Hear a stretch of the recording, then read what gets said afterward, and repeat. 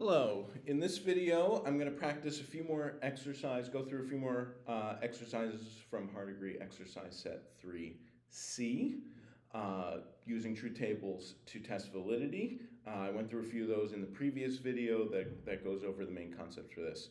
And so I'll just have a second video on this going through a few more exercises, and those will be our 3C videos.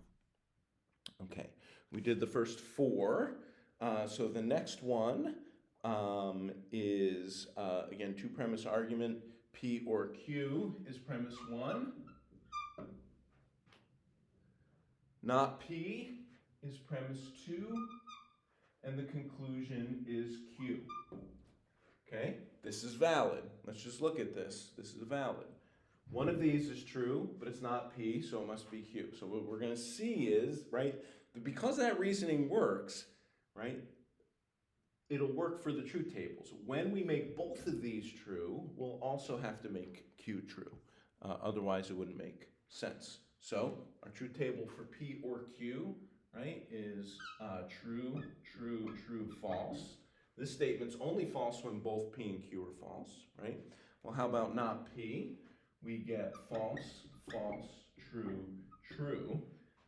Not P is true only when P is false, right? So look, we only have one row where both premises are true. Where one of these is true, but P is false, you have to be in row 3, where P is false, right? But one of these is true, namely it has to be Q, and of course, lo and behold, of course that's going to make our conclusion true. Okay. Right?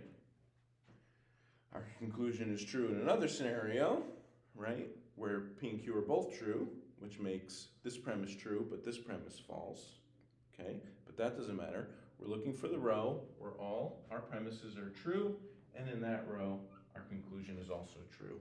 So this is a valid argument, okay? What happens, going off on, it's probably one of the exercises, but I'm going to make a slight adjustment here. Yeah, it's number 6, so, right? A related fallacy here. Remember, P or Q means one or both of these is true, so this is a fallacy. P or Q is true, P is true, so Q is false. No, you don't necessarily know that Q is false just because at least one of these is true and P is true. Let's go to the truth table. This becomes true, true, false, false. And this not Q becomes false, true, false, true. Okay.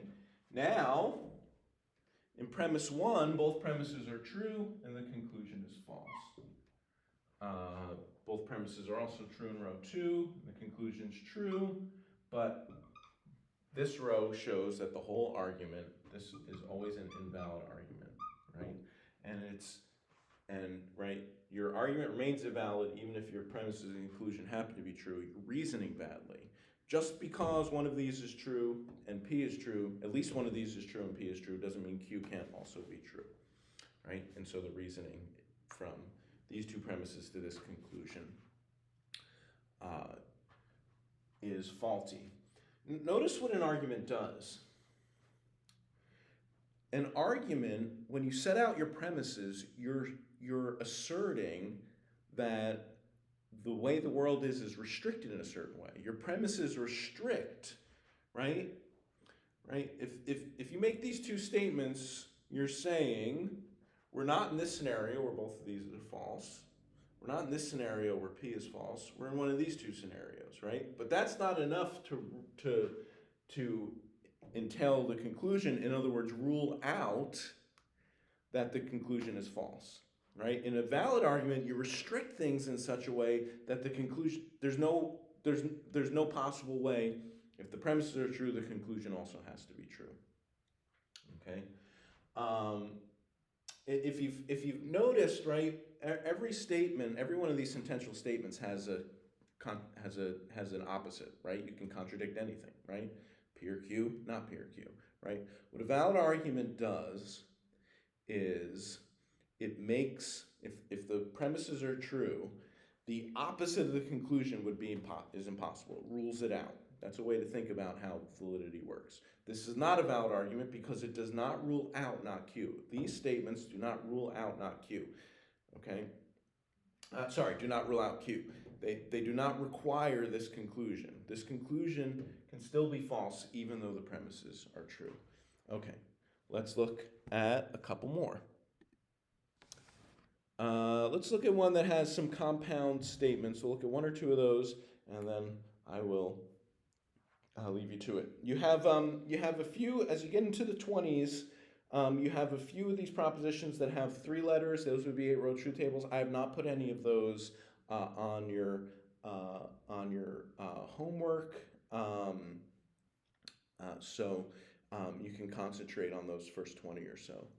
Okay, so let's look at 7. All right, because the truth table is a little more complicated, but the principles still apply. 7 is not P. Premise 1 is, just erase this, I'm using my low-tech eraser. Premise 1 is not parentheses P and Q. Now notice how earlier work is so important here. You have to understand the main connector. You have to understand how to do the truth table for this statement. Premise 2 is P, and premise 2 is not Q. Again, now it can help the truth table. If you follow the method of the truth table, you get the right answer. But it can help, especially as we move forward with this into chapter 5, to get a sense of what this argument is saying. And again, stuff from chapter 4, this does not mean that P and Q are both false. This means that they're not both true. They're not both true. P and Q are not both true, but P is. That's not a contradiction because this doesn't say they're both false. It says that, and again, the truth table will prove that, right? But if they're not both true, but P is, then yes, Q must be false, right? So this should be a valid argument, and we'll see that played out in the truth tables. P and Q is true, false, false, false. But then we reverse that with the negation sign to false, true, true, true, right? Notice this is mostly true, right? Because in 3 of these 4 scenarios, one of these is false. At least one of these is false, which is what this is equivalent to, right? Remember, this is equivalent to not P or not Q. At least one of them is false, is what this says, right? Which is true in 3 of the 4 scenarios. But we further restricted what we've asserted by saying, and also P is true. P and Q are not both true, but P is true, so we must be saying that Q is false, right? And let's see how that plays out. True, true, false, false. False, true, false, true. So, here's our main connector for premise 1. You gotta be careful with main connectors now. Here's of course premise 2. All right, so which rows, take a look, which rows are all the premises true? Premise 1 is false in this row. It's true in this row, so is premise 2. So we've got premise 1 true, premise 2 true, right? Premise 1 is true in this row, but false, but premise 2 is false. Same with row 4, okay?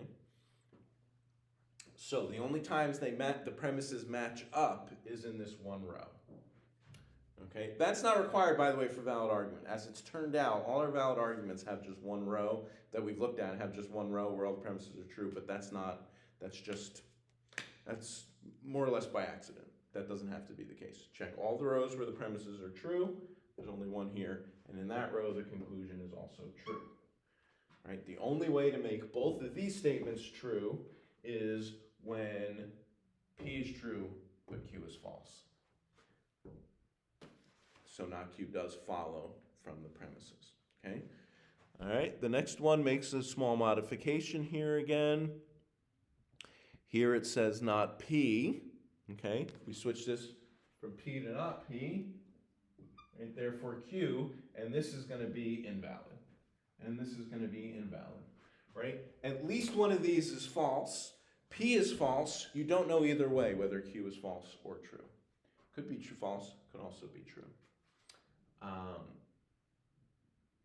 Okay, let me run through this quickly.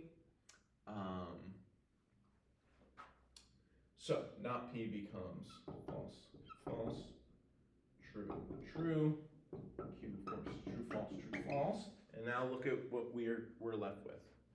Okay, premise 1 stays the same. Okay, premise 1 is true in these three rows. Now premise 2 is true in both of these rows. So now you've got 2 rows where both premises are true. In one of those, Q is true, but in the other one Q is false.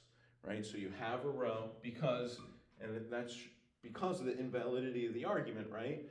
At least one of these is false. One or both of these is false. P is false. That doesn't mean that Q is true. It could go either way. This is a nice illustration of that. So we have true premises, but a false conclusion in row 4, and that shows the whole argument to be invalid. That's the method for validity. You can continue on with the exercises, and there are a few of these in the homework. Most of the homework exercises, some of you might be watching this with different context, but there's also homework exercises on exercise set 3B, which is testing logical implication rather than multi-premise arguments.